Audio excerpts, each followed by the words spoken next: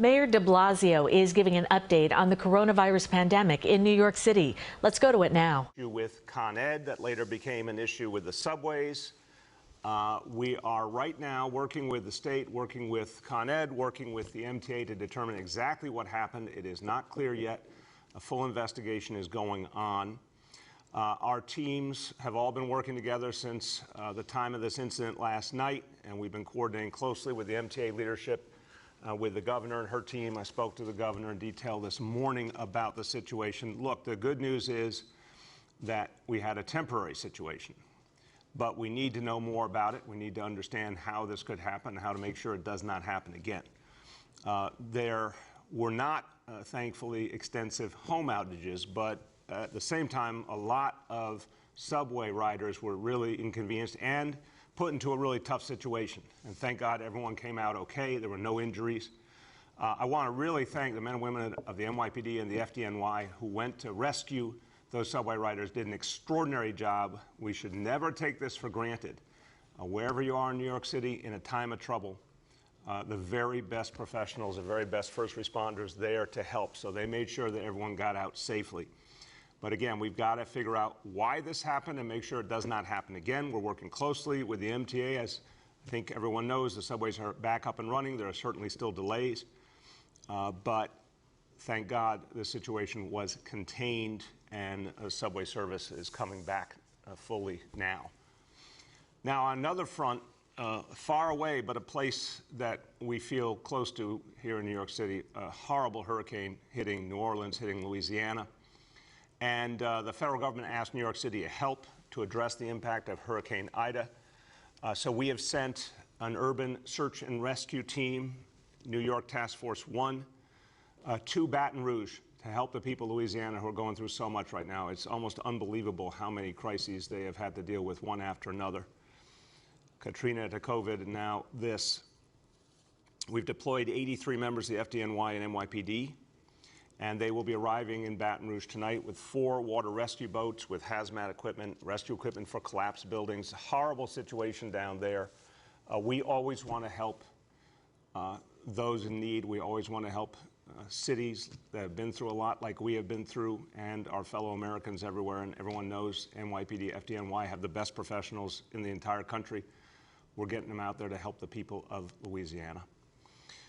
Okay, now let's go to this weekend before all of these challenges, and I want to accent the positive here because a lot of good was going on this weekend in New York City, and it was really striking. First of all, no matter what's thrown at us, New York City keeps coming back, and we had great evidence of that on Saturday night. The Apollo open, full, with people thrilled to be there, celebrating the incredible history of the Apollo Theater, celebrating the comeback in New York City. Extraordinary musicians, just about every genre represented. It was beautiful. There was jazz, there was R&B, there was Latin, you name it. Amazing concert and a joyful moment. You could feel the relief.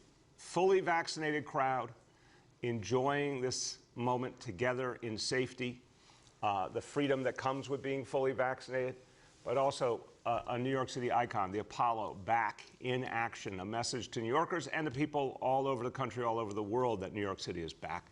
So that was really amazing. And also in Harlem on Saturday, a great moment, part of our Weekend of Faith, in which houses of worship all over New York City participated in vaccination drives, focused in particular on kids going back to school. Tremendously successful weekend. People of all faiths working together. I joined with an amazing group of people from First Corinthian Baptist Church in Harlem. They put together a huge community fair, outdoors, giving people health care information, making sure people are vaccinated, a lot of other great work going on there. Really, really wonderful to see the faith community doing so much to help make sure that people are vaccinated. A few days ago, we had Cardinal Dolan and Pastor A.R. Bernard on this program, and they talked about the vaccine from their perspective. And they said it was an important message. They wanted all of their parishioners to hear that the vaccine is a gift from God. Everyone wonders, how do we get through a crisis like this? Look at this vaccine that was created in record time, that has had so much of a positive impact, that has saved so many lives. our faith community is doing an amazing job spreading the word and helping to get people vaccinated, and that's really, really helping. Now, we can see the impact of vaccination in the city. We can see how different the reality is in New York City because so many people are vaccinated compared to, unfortunately, other places where there's a much lower number of people vaccinated. We can see the impact it's having on recovery. But we also know that the pandemic is still with us, and we have to put everything we've got into putting the COVID era behind us. But it's going to take more people getting vaccinated, more work. And so in the meantime, a number of wonderful community organizations are making decisions how to handle the big events that they would have put on this year. And many great organizations that we honor and love in this city have made the decision to postpone one more time till next year their events. We're going to talk about that today.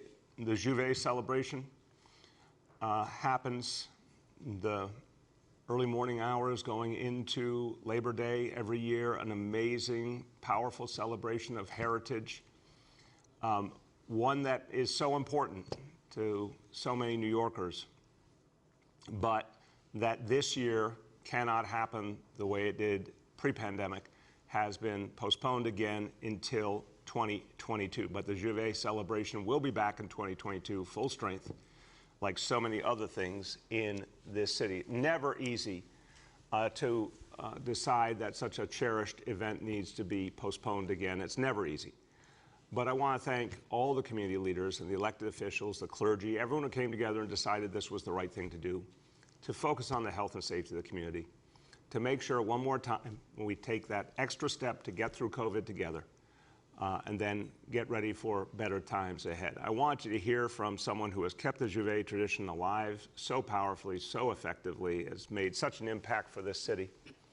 And she's going to tell you why this decision was made, but also give you a flavor of what this means to people, that J'ouvert be preserved, how important it is it comes back strong next year. My pleasure to introduce the president of J'ouvert City International, Yvette Rennie. Good morning, Mr. Mayor, and thank you very much. And we also send condolences to all our culture lovers who we lost this year. To their families, we are saddened for what happened. I would like to take this opportunity to thank many people to having us where we are today, especially you, Mr. Mayor. You have worked tirelessly with us to make sure that we are in a safe place, to make sure that the narrative of J'ouvert is in a positive light. I would like to thank your staff. They were stellar champion, especially one of your past staff, Mr. Harold Miller. He worked with us for years to make sure we did everything right. Mr. Eric Cumberbatch, and also all those, the Lay Your Guns Down, GMAC, and all these people who have been there with us. I also take this opportunity to thank the borough president here, Eric Adams, for holding us together, to keeping meetings weekly at his office and bringing us all up, and Pastor Montrose, and all the clergies who have been there praying with us and working with us. Also the elected officials, Matthew Eugene, Congresswoman Yvette Clark, right? The Congresswoman Combo, Farad, and Samuel. They have worked very closely with us. As keepers of this beautiful culture, we were hoping to host our event this year, but the cons had overweighed the pros. And we look at the bigger picture of the health, of the safety of our people, and we also follow the CDC and your guidelines, and we have chosen to cancel again this year. Despite all these limitations that we have been going through, we have put several things in place. We had workshops that will help our young people how to succeed in life. We also honored all our essential workers, nurses, doctors, CNAs, the MTA workers, and all those who have been on the forefront to make Labor Day safe, to make J'ouvert safe, to make our city safe. And one of the last things that we have decided to do was to create a tour guide where we are teaching our young people how to be tour guides throughout the cultural season, because that is so needed. And our last piece of our tour is that we have just found about the African burial ground in Bedford Avenue and Church Avenue, and that's where we will end up with our tour. It has been a trying 2 years for us. We are saddened that we are going to cancel another year. But this gives us time to mobilize our organizations to make sure that each and every one of them understand what happened and why we are doing this. At the same time, we know our culture is alive.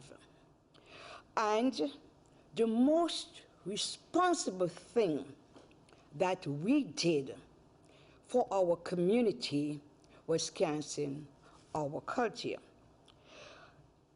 As my mentor, the late father of the Labor Day, Mr. Honorable Carlos Lozama will say, we will be coming back bigger and better in 2022. Thank you, Mr. Mayor, for your help. Thank you so much, Yvette, and that's a beautiful message. Of course, the J'ouvert celebration will come back in 2022, and we're going to all work together to make it wonderful. But this year, the focus on health and safety, the focus on moving New York City out of the COVID era once and for all. Now, this is, of course, not the only major celebration affected by the pandemic, and I want to talk now about one of the most beloved events and the biggest event every year in this city, West Indian American Day, the beautiful parade on Eastern Parkway. The Carnival Association, which has done such extraordinary work for years to make it a memorable, amazing event, an event that literally people come from all over the world to. They have made a decision, again, that this is not the year for a big event, so they've come up with a new approach. And the theme this year is the rebirth of New York Carnival 2021. And what has been created is a 3-day festival of virtual and smaller in-person events beginning this Thursday. It is a smart approach. It is a healthy approach. I really want to thank everyone involved, again, with the close cooperation of elected officials, clergy, community leaders. This is never easy for people to postpone a cherished tradition, but it's the right thing to do. And a great alternative has been put together that will link us from this year to next year when we can bring everything back. I want you to hear more about this decision from someone who's done such important work, both to celebrate culture and to keep people safe. From the West Indian American Day Carnival Association, my pleasure to introduce Michelle Gibbs. Thank you, Mayor. Appreciate it. Good morning, everyone. My name is Michelle Gibbs. I am the chair of the West Indian American Day Carnival Association. At this moment, I'd like to acknowledge our board of directors, members, and our volunteers. As you know, this year we are celebrating the rebirth of Carnival, New York Carnival. I know we're all disheartened by this, but unfortunately, our parade on Eastern Parkway is canceled. But that doesn't say that Carnival is not going to continue. In our spirit, we are going to host several events behind the Brooklyn Museum starting this Thursday, live and direct. this Thursday through this Monday behind the Brooklyn Museum. I just want to say thank you to all the elected officials for your support throughout this whole entire year, helping us to put these plans in place, and also to you, Mayor. We appreciate your effort and your consultant in providing us the guidance to making sure that the city is safe. Again, thank you. Thank you. And Michelle, again, I know this wasn't easy. No, I really want to emphasize that to everyone watching. These are amazing, beautiful events that take a whole year of planning. Yes, it does. Yeah. Just like what they say with the Macy's parade, they start the planning for the next one the next day, the same with way. Yes. the beautiful parade we see on Eastern Parkway every Labor Day. A lot to have to postpone, but the right thing to do. So Michelle, to you and your whole team and all your colleagues, thank you. You did the right thing. You did the smart thing and the safe thing for the people of Brooklyn and all New York City. Yes, thank you so much. Thank you. Now I want you to hear from two of the elected officials who have played a key role in determining the right way to proceed, and both of them are leaders, strong leaders who focus on the well-being of the people and understood how important it was to get this right. First of all, a leader both in Albany and New York City, and the Democratic leader of the borough of Brooklyn, and also she celebrated her wedding reception last night, or yesterday afternoon, which was beautiful at the fabulous River Cafe. My pleasure to introduce Assemblymember Rodneyse Bichot-Hermelin.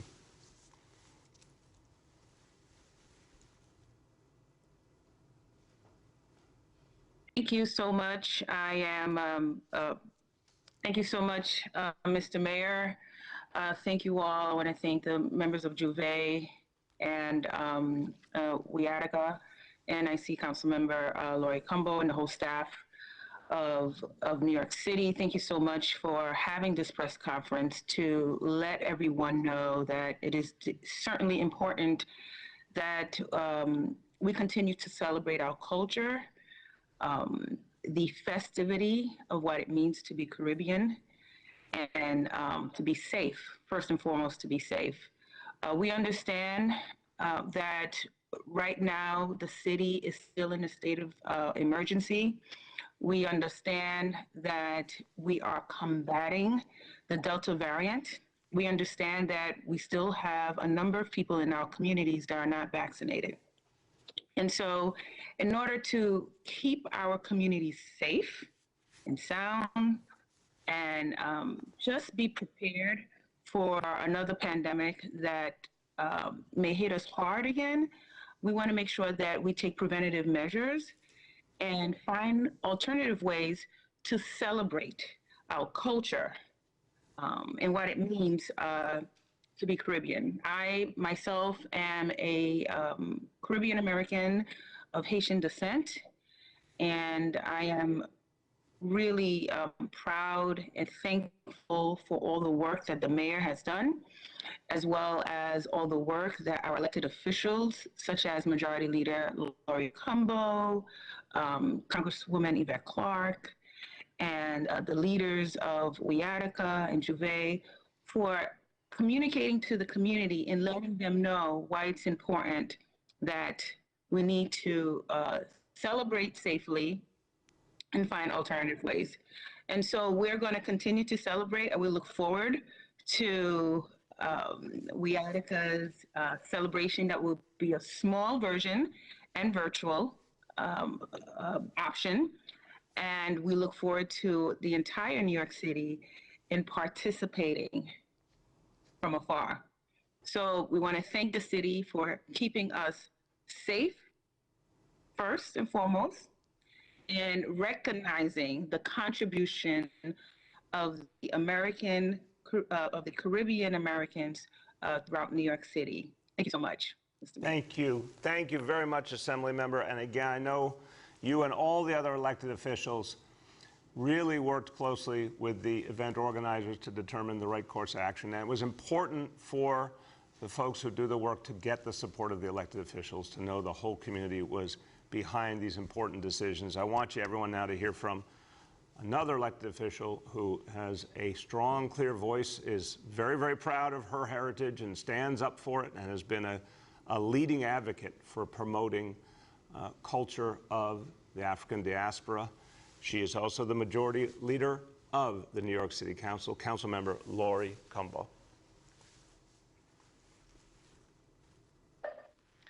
Good morning. I am so happy to be here once again with you, Mayor de Blasio, and I want to celebrate again our very strong and powerful leader, Rodneyce Bichat.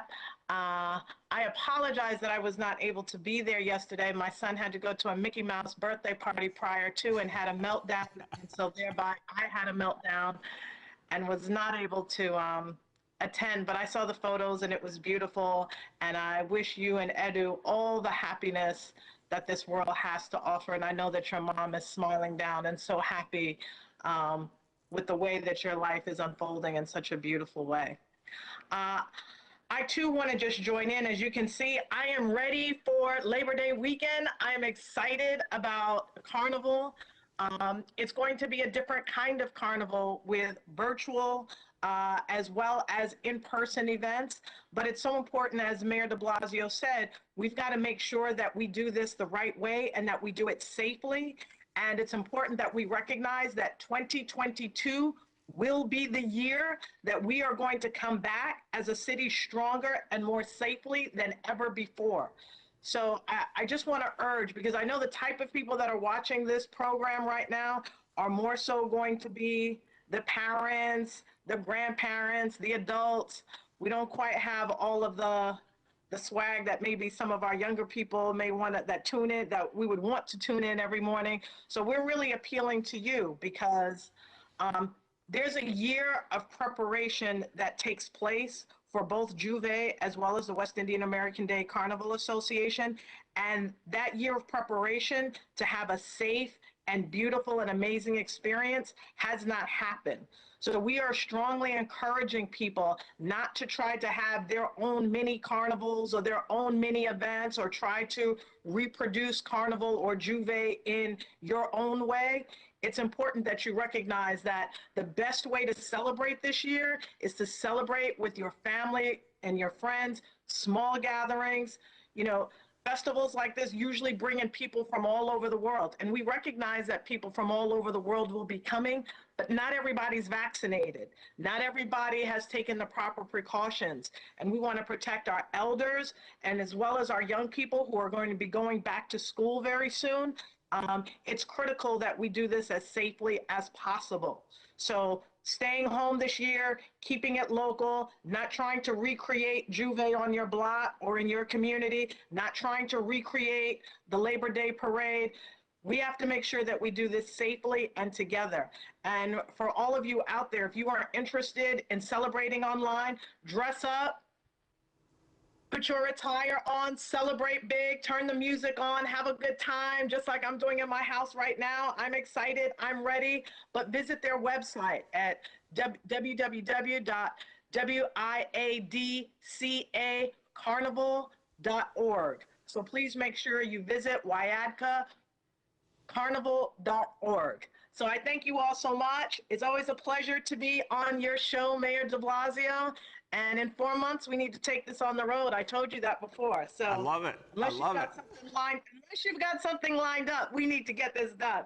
I like what you're saying, Lori. And Lori, I really think your message is perfect today, and your message is powerful, and I appreciate it. But I wanted you to start with, oh, hello there. I just threw on something for this, for this moment. I love your outfit, and you're right. People can celebrate, but also keep it safe. If we keep it safe this year, we can have a big, beautiful celebration next year. So thank you for your powerful, positive message. Councilmember Lori Cumbo, thank you. All right, everyone. So it's all about safety. It is about making sure we fight COVID. That's what gets us to a recovery. And safety equals recovery, recovery equals safety. I've said that many, many times, and obviously when we talk about public safety, constant work that has to be done to protect the people of the city. We do it every year, but it's been particularly important now because it's also how we bring the city back. So early, before the summer began, we announced the Safe Summer NYC plan. And we said it was about the community, it was about cops, it was about courts. And we had to make key moves in each of those areas, key investments, key actions to turn the tide this summer. We still have more to do, obviously, and we never for a moment will think that even a single crime is acceptable. But we do see some real progress. The gun arrests by the NYPD have been outstanding. Higher levels of cooperation with communities, extraordinary work that's being done at the community level by violence interrupters. We see shootings trending down. Some real good work is happening, and the facts are proving that these efforts are having a big impact. We got a lot more to do. We know on the community level, when you invest in violence interrupters, when you invest in bringing police and community together, when you invest in summer youth employment, these things make a big difference. We know that the NYPD has made a huge impact with precision policing, moving officers where they're needed most, with the gang takedowns, which you've seen a number of lately, that are taking violent people off the streets and changing the reality in communities. We're really happy about what's happening at community level and what's happening with the NYPD. These are two pieces of strategy that are working in so many ways. There's more to do, but those two pieces are working. But what about the courts? Here's the area where we still have a problem. I've spoken about this a number of times. Commissioner Shea has spoken about this a number of times, and we've got to put this in perspective. Here's the NYPD making a record number of gun arrests. That's incredibly important. The most gun arrests in 25 years. And I want to give the court system credit. There has been a real focus on prosecuting gun cases, and that's been really helpful. I want to give credit where credit is due. That's been tremendously helpful. But what we still see is the court system as a whole is lagging behind everything else. It is not operating at all at the levels of 2019 pre-pandemic, even though so much of the rest of our society is coming back full strength. Now, here are some facts that tell a clear story, and this is troubling. For the first half of this year in New York City, there were 18 trial verdicts, 18. The first half of the year 2019, there were 405 trial verdicts in New York City. 405 versus 18. I am not belittling the huge challenge of COVID. I am saying that's a problem when, with all that we brought to bear, vaccination and all the other health and safety measures, we were able to open our schools, everything else, the courts have only completed 18 trial verdicts in the first half of the year. That isn't good enough, obviously. And if you say, well, wait a minute, prove to me that's not happening everywhere, let's look at the rest of New York. In the rest of the state, 118 verdicts. So around New York State, we've seen court systems coming back. The city is lagging behind in the very place where we have the biggest challenges that need to be addressed. So to fight violence, to fight crime, you need to address all crimes. This is something that has been established for years and years. Ask the experts at NYPD. You can't just focus on the gun offenses. You have to focus on all offenses and make sure there are consequences and make sure that people know that if they do something wrong to a fellow New Yorker, something will result. If the court system isn't moving, there is no consequence. It stops us from ensuring that we have every tool available to fight crime. That gives you a sense of some of the numbers, but I want you now to understand the human consequence, the human cost of our court system not functioning effectively. And I want you to feel the outrage that so many of us feel when a crime is committed and then there's no action by our court system. In a moment, you're going to hear from Natasha Christopher. And she has gone through a horrendous ordeal that no parent, no person should ever go through. Years ago, 2012, her 14-year-old son, Akil, was shot, and Natasha had to rush to the hospital, fearing the worst, arriving, seeing her son's life on the line, and then she lost him. And she has been waiting for years and years for justice, but it's still not here. This is one very, very painful story, but there are so many others right now in this city where the justice system has not produced an outcome, a result, anything to give any sense that justice has been served, and that's unacceptable. Natasha is a strong person, never stops her fight for justice. I want you to hear from her now. Yes, good morning, Mayor, and thank you for having me, and thank you to your staff. Again, my name is Natasha Christopher, and Like the mayor said, on June 27, 2012, my 14-year-old son, Akil Christopher, was shot. My son will then survive for 14 days and died on his 15th birthday, July 10, 2012. That would change my whole life. That would just cause me to want to take action. I decided that I would not sit back. I decided that I would act. I became an activist/advocate. I advocate for families who have lost their loved ones to senseless gun violence. As the mayor said, right, all of us has to work together to put an end to gun violence. Yes, we have the crisis management, but I want the mayor to also know that we have families out there also doing the work. We are doing the work. What people fail to realize that after you lose your loved one to senseless gun violence, the families are left behind. Everyone goes back to life like normal, and we are left to pick up the pieces. So we have mothers who have come together. We're now called Mothers for Safe City, and we are all mothers who have lost sons and daughters to gun violence, and we provide emotional support to families. We show up, and we're also a part of OPVG, the Office to Prevent Gun Violence. We have our advisory board there with 4 amazing team members. I have Marie DeLuz, Miss Caroline Dixon, Surrey Morris, and myself. And what we do is try to get families the answers that they're looking for. We have so many unsolved cases, and just like the mayor also said, we also have cases that are waiting to go to trial. And because of COVID, a lot of families are in pain.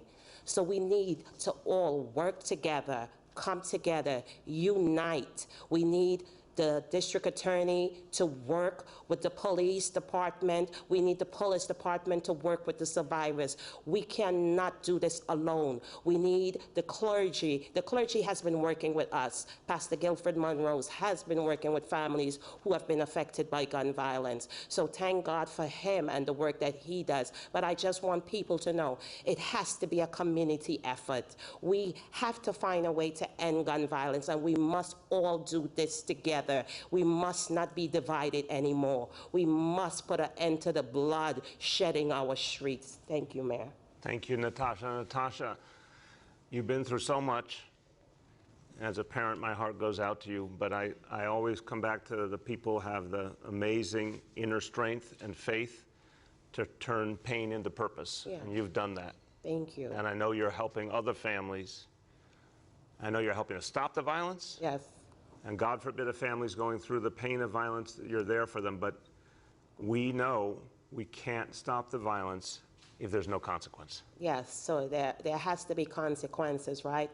And like, again, we need everything to go back to normal where cases can go to trial and some parents can get some type of closure. For me, again, it's been 9 years. No one has ever been apprehended for my son's case. I may never get closure, but I will never stop fighting for that justice. And I want the same type of justice for my friends. All my friends, all the mothers in my support group who have case open, who have case that are supposed to be on trial, they need to get some type of closure. So we need everybody, again, working together. And again, I need people to know, don't think that families, and we are getting up. Mothers are getting up and putting their boots on the ground and doing the work. We are survivors, and we are out there helping other survivors, just trying to find some type of way to continue living. I really, really admire you. Thank you so much. I feel what you've been through, but I admire how you've turned into so much good for other people. God bless you for that. God bless you too. Thank you. Everyone, you've heard an incredibly powerful testimony of what it's going to take to protect people, to stop the violence, to bring back a healthy society in every way. I want you to hear now from an elected official who represents part of the Bronx, in fact, part of the Bronx that's been hit so hard by gun violence. And he understands that we have to show that anyone who does violence against their fellow Bronxite will have consequences, and we need a functioning court system to do that. He is a new member of the City Council, but he's already making a big impact. My pleasure to introduce Councilmember Oswald Feliz. Thank you so much, Mr. Mayor, and good morning, everyone. I'm Councilmember Oswald Feliz. I am the proud representative of the 15th Council District in the Bronx. And I want to thank you, Mr. Mayor, for this very important initiative, an initiative to push to reopen our courts. And the reasons are simple. We need to open our courts because that is how we're going to promote public safety. That's how we're going to promote accountability and justice for everyone in our city. Gun violence and violence in general has been affecting every single corner of our entire nation. We've heard about the many shootings in our city, and as our mayor mentioned, we've also heard about the many arrests that have been made. Gun arrests are up. But what happens after an individual is arrested due to violence, such as gun violence? In many cases, the cases are getting stuck in our courts. An individual is arrested due to actions such as gun violence, and the cases are getting stuck in our courts. And while the cases are stuck in our courts, in many cases, some individuals are held in custody, but in other cases, some of the individuals are released on bail. And we can only deter the carrying and use of unlawful firearms. We can only deter violence when we send an unequivocal, clear message, which is that if you engage in violence, you will be held accountable. But again, right now we're unable, just imagine us being unable to hold someone fully accountable because the individuals are getting arrested, but the cases are getting stuck in our courts. That has to change. We have to reopen our courts now. The time to reopen our courts is now, not tomorrow, not next year, not maybe next summer. The time to reopen our courts is now. That's how we're going to promote justice for everyone. That's how we're going to promote accountability. That's how we're going to deter violence. And that's how we're going to promote public safety. So I want to thank you, Mr. Mayor, for this very important initiative. Proud to join you in it. And hopefully we could reopen our courts sooner rather than later so that we can continue to promote public safety with every possible tool that we have. So thank you so much. Thank you, Councilmember, and that's exactly right. Every possible tool, and not someday, now. We need to move now and make a difference in people's lives. I really want to thank you for speaking out, and I know you're doing so much work for the people of your community to help people stay safe. Thank you for that. And again, yeah, thank you. Thank you, my friend. Safety, we're talking about safety in every way. We're talking about safety from gun violence. We're talking about safety from COVID. And what is remarkable is the way New Yorkers stand up for each other and do the right thing time and time again. We always hear the stories when someone's done something bad, but let's talk about the people who have done something good, the many, many New Yorkers who have gone out there and gotten vaccinated. These numbers are staggering. Here is the latest in terms of vaccination levels in New York City. The doses from day one, 10,657,351 doses from day one. And just to give you some of the other facts, because they're so striking, 5.4 million New Yorkers who've received at least one dose. That's 65% of total population. 5.1 million adults. Almost 77% now of all New York City adults have received at least one dose. That's a beautiful figure. Young people, the 12 to 17-year-olds, the newest group that could be vaccinated, over 318,000, 61% plus of that group of young people now having gotten at least one dose. New Yorkers are voting with their feet. New Yorkers are making the decision to stay safe and keep each other safe. And this amazing figure, over 10.6 million doses. Again, thank you to all the vaccinators, to test and trace, to all the good people out there. I saw you this weekend. I saw you on Friday in Staten Island. I saw you Saturday in Harlem. You guys are doing amazing, amazing work. Second indicator, daily number of people admitted to New York City hospitals for suspected COVID-19. Today's report, 108 patients with a 32.79% confirmed positivity level. Hospitalization rate, 1.34 per 100,000. And number three, new reported cases on a 7-day average. Today's report, 1,585 cases. I'm going to say a few words in Spanish, and I want to go back to public safety and the importance of getting our courts fully open. Nuestro trabajo comunitario está funcionando. Nuestros policías están controlando los tiroteos Pero ¿dónde está la justicia para las personas que han perdido a sus seres queridos por la violencia armada?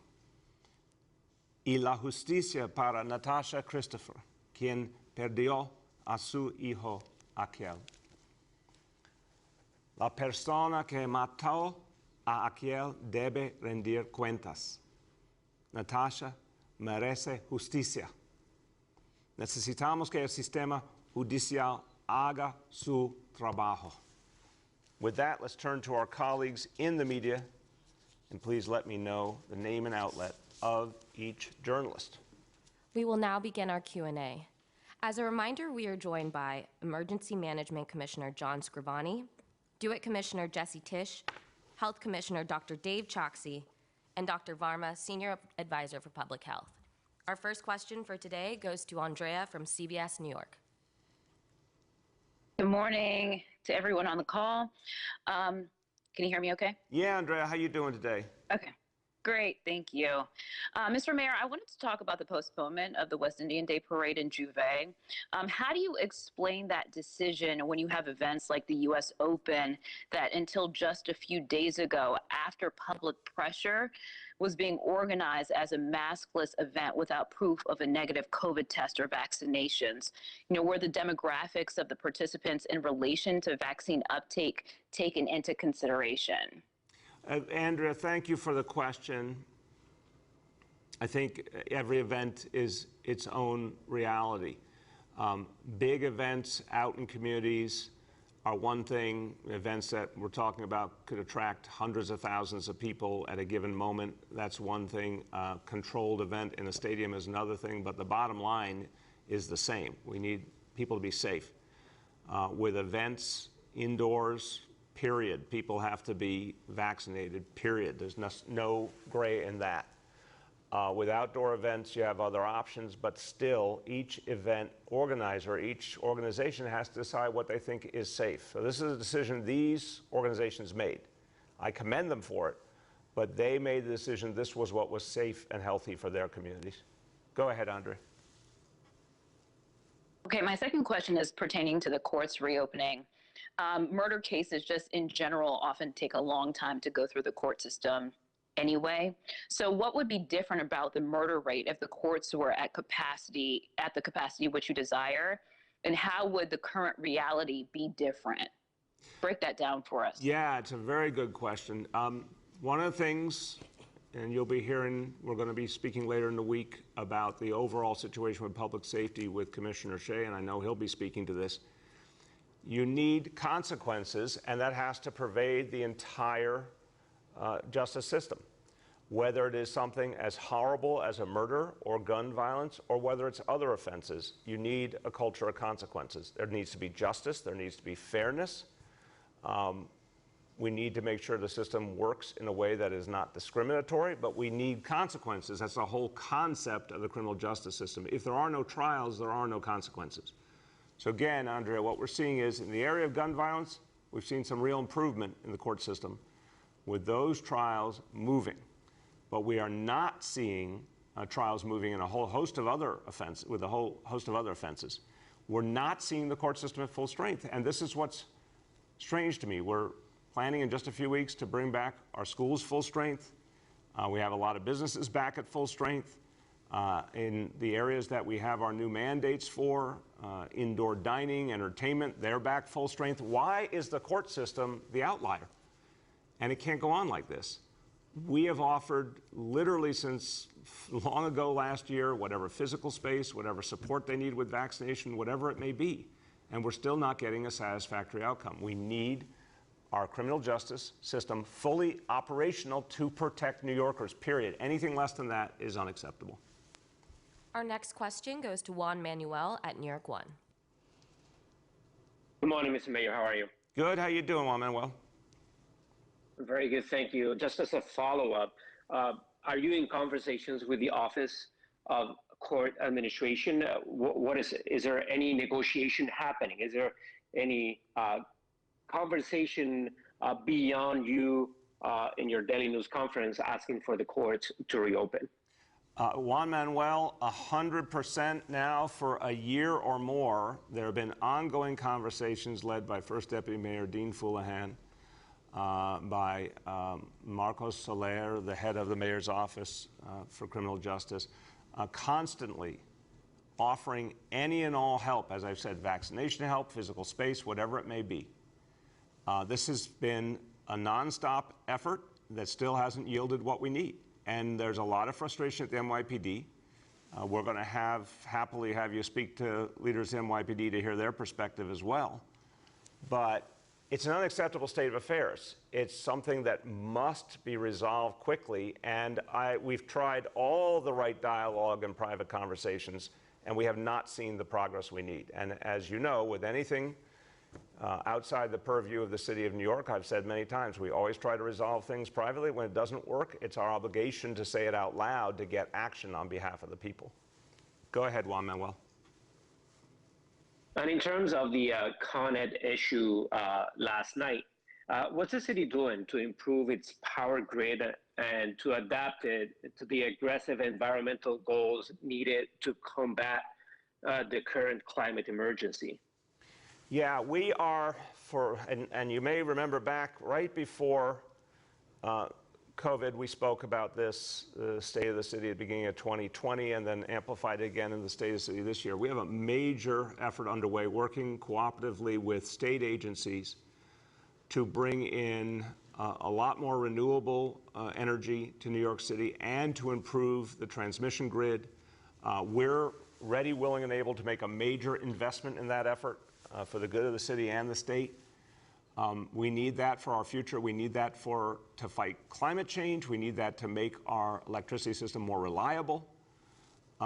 This is a big, big part of the mission going forward. If we're going to protect people, the biggest challenge of all is climate change. And converting to renewable energy to the maximum extent possible is necessary. So we have a major investment we're working on right now with state agencies to achieve that. Our next question goes to James Ford from Pix 11. And good morning, everyone. Happy New Week. Happy New Week. James, I've never heard that one before. Happy New Week.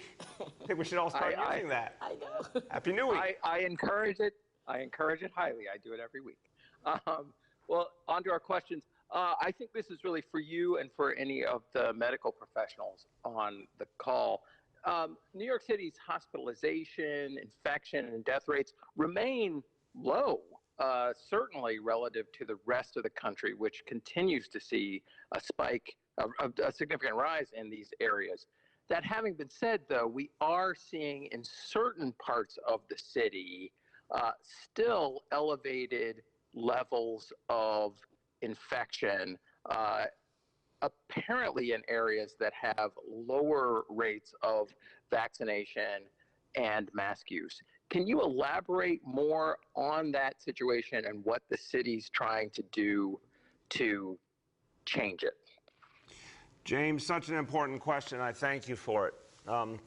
From day one, we've been fighting the disparities that have come up from COVID. They've always been there in a lot of ways. COVID made it so vivid, and there were new disparities in the context of COVID we had to fight. And it's painful that the history bears down on us so intensely, and that it's been hard to get people, in many cases, to feel comfortable with the thing that would help them the most, which is vaccination. So what we determined to do was to bring the vaccination effort to the grassroots, and we've seen a big impact. Getting houses of worship involved, as we did with the Weekend of Faith. Getting community organizations involved. I'll turn to Dr. Choksi in a moment, because this is a matter he is passionate on, and he has been one of the leaders in making sure this effort was taken to the people. But just look at what's happened with the Test and Trace Corps, hired largely from the communities most affected by COVID. All of these pieces have led to big changes on the ground. One of the statistics I gave you last week was we saw 2 weeks in a row in the beginning of August where we had over 100,000 new vaccinations each week. We hadn't seen that since the beginning of June. And 60% of those vaccinations were for people of African descent and Latinos. And that was a crucial sign that all of these new approaches, the grassroots and the incentives and the mandates, are having an impact. I think you're going to see a lot more of that. I think you're going to see a lot more impact in the communities that need vaccination the most. Dr. Choksi. Thank you so much, sir. I want to start by thanking you for your leadership and commitment to equity as a core pillar of our vaccination effort. I think it was highlighted in events like those from the Weekend of Faith, as well as everything that we did around City Hall in your borough in Staten Island last week. And James, you're exactly right. When we look at the data, in almost all cases, the parts of New York City that continue to have the greatest burden of COVID-19 disease are the places where we see lower vaccination rates. But we obviously have a solution. We have an approach that can work for that. The key principle, as the mayor said, is to meet people where they are. That involves a lot of what the city is doing in terms of bringing vaccine to the places where people are already frequenting, whether it's at events or bringing the vaccine into people's homes. Our in-home vaccination program continues to operate strongly, as well as partnering with community-based organizations, the trusted messengers who have been living in and serving the very neighborhoods that we need to reach for decades, and the city empowering those places by giving them funding, by making sure that they have access to the vaccine, giving them the science-based information that we need to combat misinformation. And so those are all of the strategies that we're bringing to bear. And we have to continue to think about this as an all-hands-on-deck moment in the places where vaccination rates are lagging, because we can prevent further suffering and save more lives. Thank you. Thank you very much. James, go ahead. Thank you both. So back to trials and court activity. Recently, a coalition of public sector attorneys, including Legal Aid, Brooklyn Defenders, and others, has said the courts need to more strongly support COVID protocols that it says aren't taking place, including masking, air filtering, vaccinations by court personnel, and ensuring that attorneys and clients aren't put into unventilated interview rooms together. Can you respond to those specific requests that these attorneys who are in court every day have made? Yeah, sure. I don't run the court system. Obviously, it's a state function, but I can't speak to, the decisions that the leadership has made, but I can speak to the broader point. So let's think about it, James. What is our mission here? Our mission is to keep New Yorkers safe and to address any crime that happens and stop crime from happening and from afflicting our communities. That's not optional. That's not something that can wait forever. Just like we said with our schools, we had to educate our children. We opened our schools last year. We said no matter what, we had to make education available for the kids ready then. This year, we said we had to be open full strength. Then it's up to us to go and do all the things we have to do to make that happen. So we put the gold standard of health and safety measures in place, and then on top of that decided to vaccinate all the adults who work in our schools. These are doable things. The court system has had a year and a half to figure it out, and the fact that they're not on full strength now is absolutely unacceptable. So, the attorneys can raise concerns, that's valid. My answer is the court system has to come up with the very best answers in each case, but the one thing that's not allowable is to not have trials and not have justice. So again, there's something backwards here.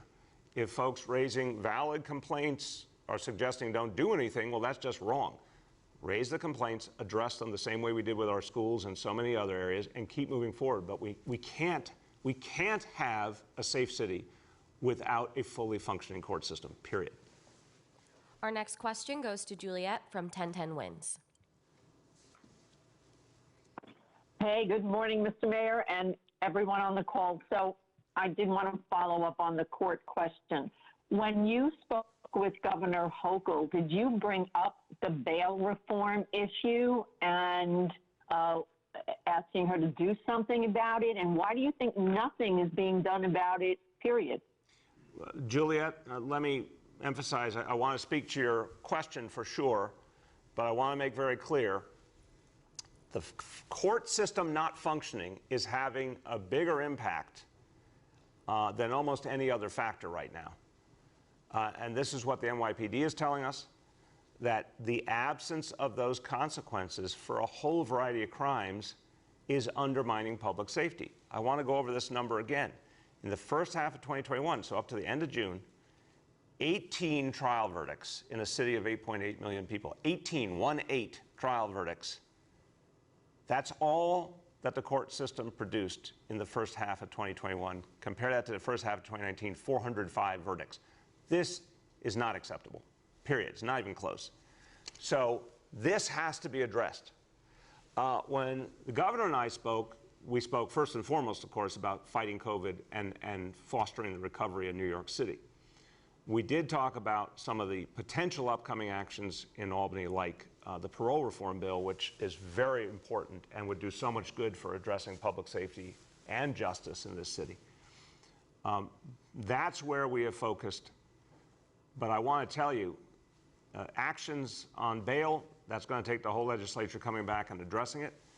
But getting the court system up and running is something the Office of Court Administration could be doing right now. And we will help them in any way they need. We've said it 1,000 times.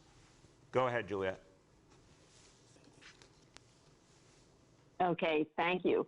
Regarding the outage last night, it seemed everybody in the city saw their lights flicker. Do you know if this was related to the incident at the Con Ed plant in Long Island City? And also, what do you say to New Yorkers who self-evacuated from the subway trains last night? You know, Juliet, you always have to admire the do-it-yourself attitude of New Yorkers, truly. But I would say something very, very clear and strong.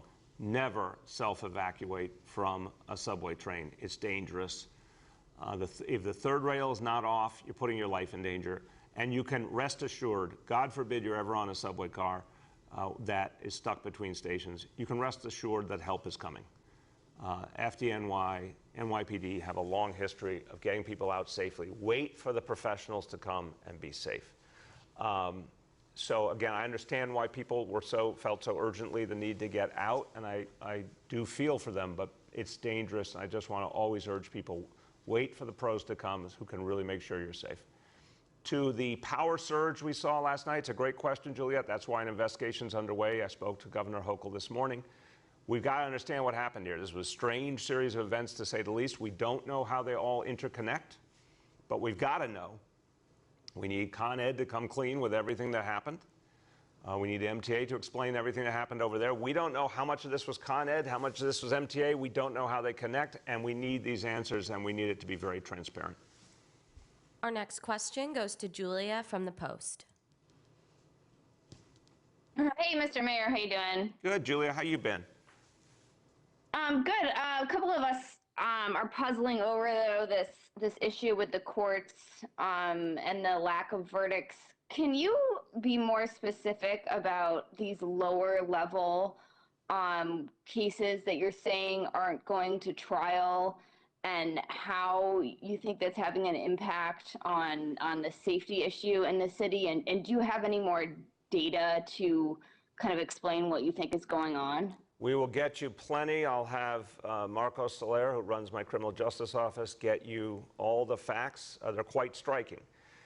Beyond the gun cases, and again, I have commended and thanked the court system for focusing on the gun cases. That's where we have a profound need, and we've seen real progress.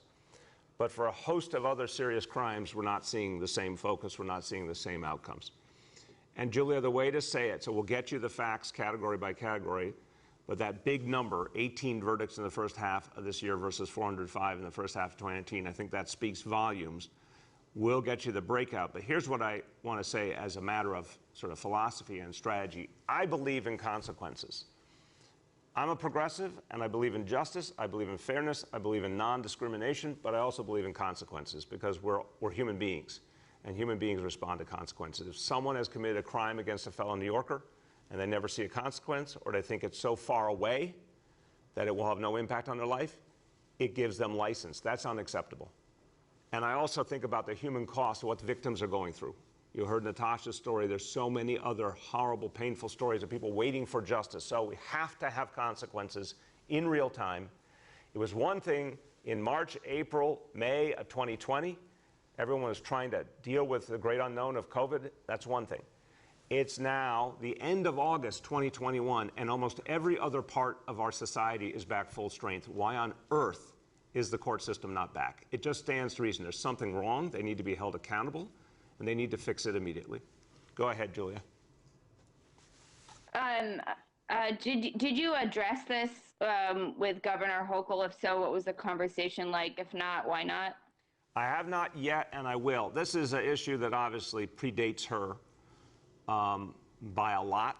We attempted numerous times at all levels in Albany and dealing directly with the court system to get resolution here. Again, always with an offer of whatever we could do to help buildings, physical space, vaccination help, whatever it was. And there has been some cooperation. I want to be clear about that. But we haven't seen a result. So the governor is brand new. We're going to be talking about it for sure. But this is not about her. This is about her predecessor. This is about the people running the court system now. We've appealed repeatedly for this issue to be resolved. I can only say it from my perspective. If this was one of my agencies, this would not be allowed, and it can't be allowed. Our next question goes to Elizabeth Kim from Gothamus. Good morning, Mayor de Blasio. Hey, Elizabeth, how you been? I'm good. I have a question about testing capacity for you and your health officials. Is the city concerned that there might be a shortage with either PCR tests, but also those self-administered rapid tests that I think might seem like they might be the future in testing? Well, it's a great question, Elizabeth. I'll turn to Dr. Choksi. I will only say to you, the way we've set up testing so far, the different areas we need testing, we feel good about what we have in place. Testing is always an important part of the strategy. But the most important part of the strategy is vaccination. Vaccination is what's going to change everything. That's the leading edge of this strategy. And in that area, we have tremendous capacity and tremendous reserves of vaccine. So that's where our focus has really been. But as to testing capacity, Dr. Choksi, you want to speak to that? Thank you, sir. Briefly, we aren't seeing any evidence of shortages with respect to testing, either in terms of molecular, those are PCR tests, or for antigen tests. We are monitoring this. We know that the demand for testing across the country has surged as many places are seeing a surge in cases due to the Delta variant. So this is something that we closely monitor, but New York City is not dealing with that at this moment.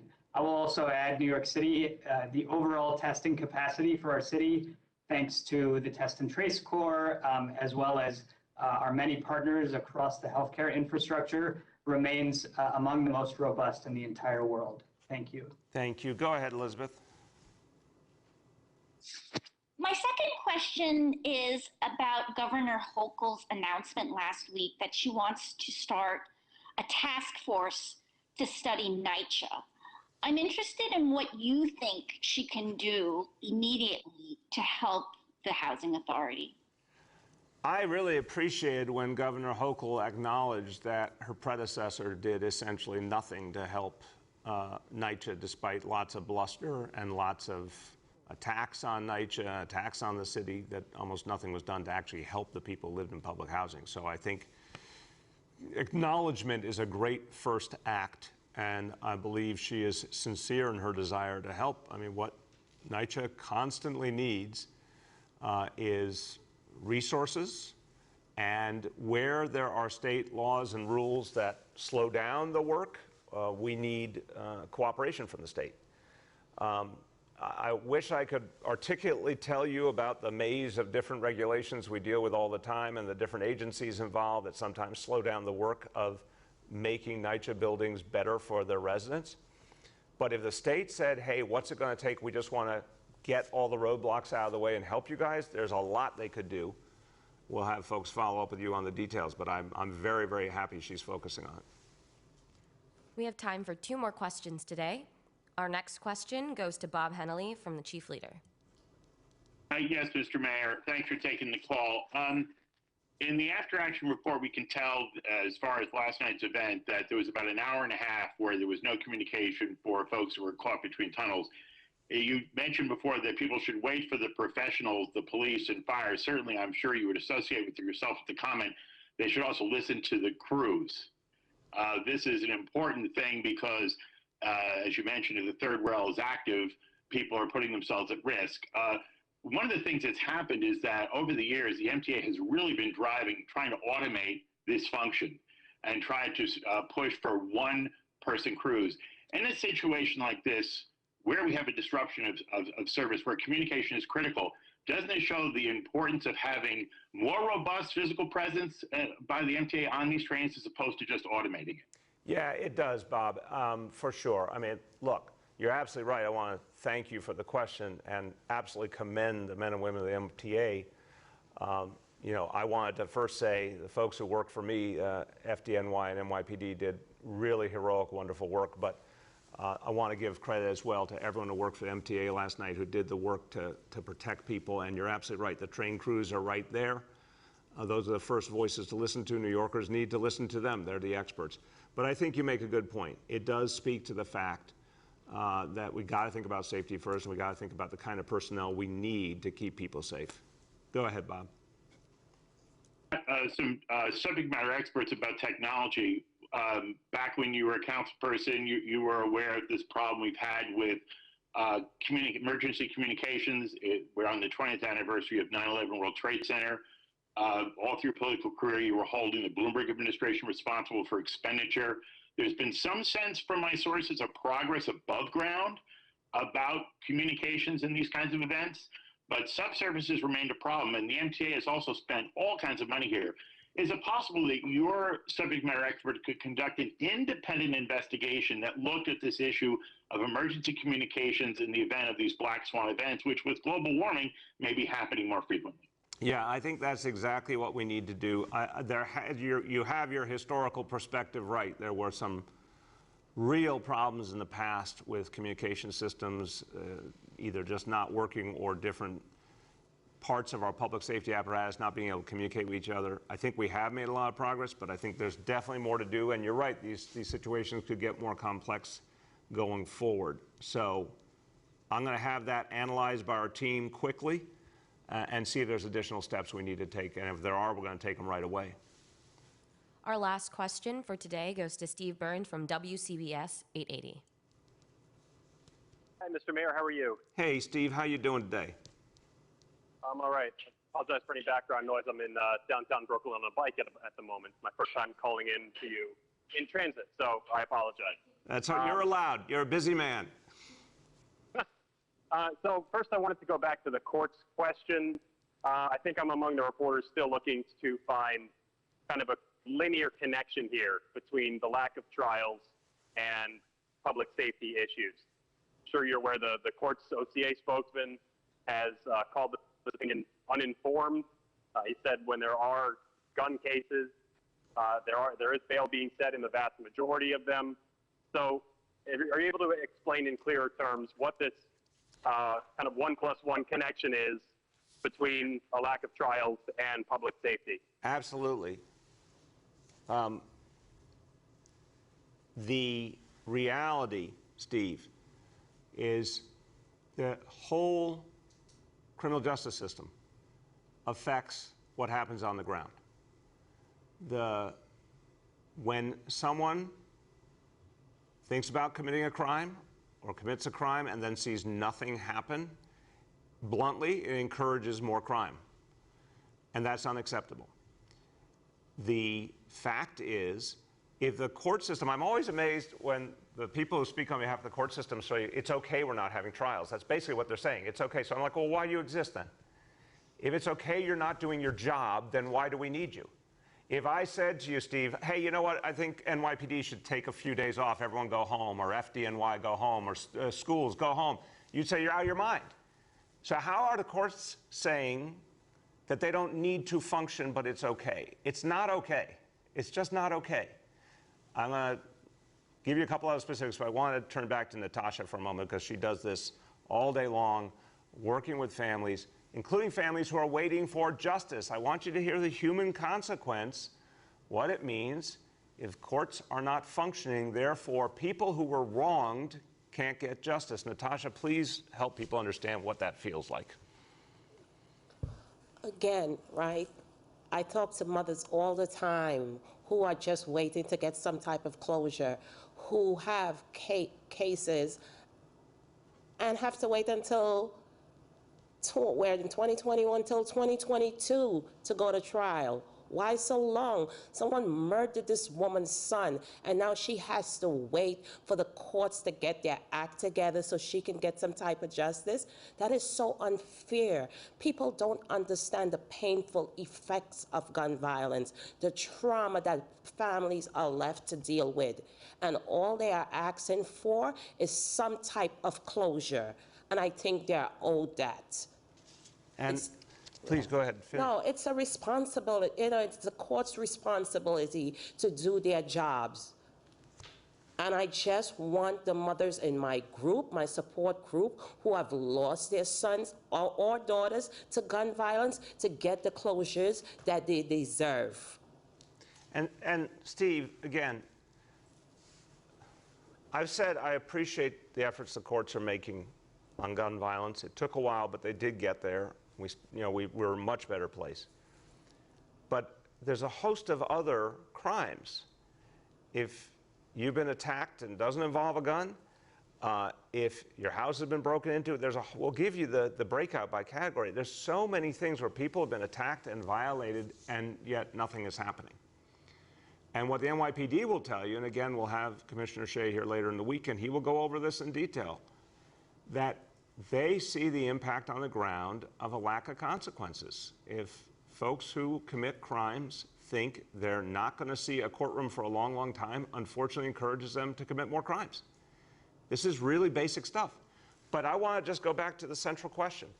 Where is the excuse for not doing this? If the court system wants to say, oh, there's COVID, well, guess what? There's COVID everywhere, but NYPD is functioning, FDNY is functioning, schools are functioning.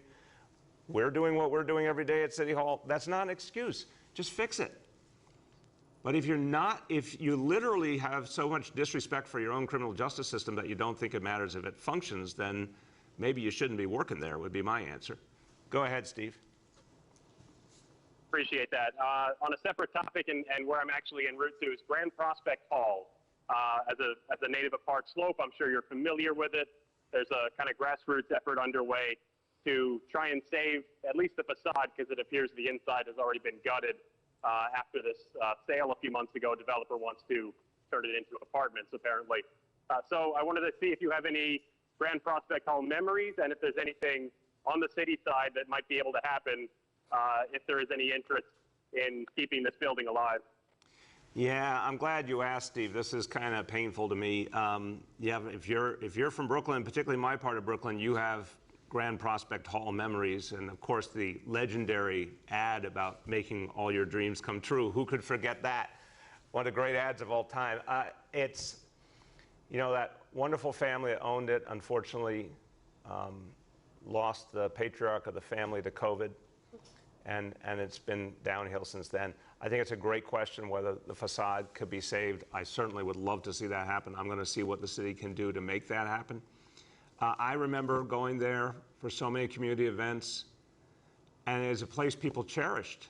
It was part of history, and you felt a connection to just all the history of Brooklyn, all the families who had been there before. People loved being there, and it's very strange to me, and I think except for COVID, this never would have happened, meaning not only would the family not have lost their loved one, but people would have been paying a lot more of attention, and there would have been an outcry. And I'm just shocked. I didn't know until very recently that so much had been lost there. So it's real sad. But if there's a way to save the facade and some of the history, we should certainly try and do that, and I'll be working on that right away. And listen, everybody, as we conclude today, again, what it comes down to, we see in communities all over this city, people standing up, doing the right thing, doing right by each other, protecting each other. You heard it today with the leaders of the Caribbean community, doing the right thing to protect members of their community, even at a time they'd love to be celebrating, but putting safety first. You've heard about Natasha's amazing work, protecting people, helping people go through the biggest challenges, but there for them. That's who New Yorkers are. And I keep coming back to the thing New Yorkers should be proud of is how many New Yorkers made the decision to go get vaccinated to protect each other. That's a beautiful act. Anyone who goes and gets vaccinated, you're helping everybody else, your family, your neighbors, everyone. So please, if you haven't done it yet, no better time than today. Go out and get vaccinated. Thank you.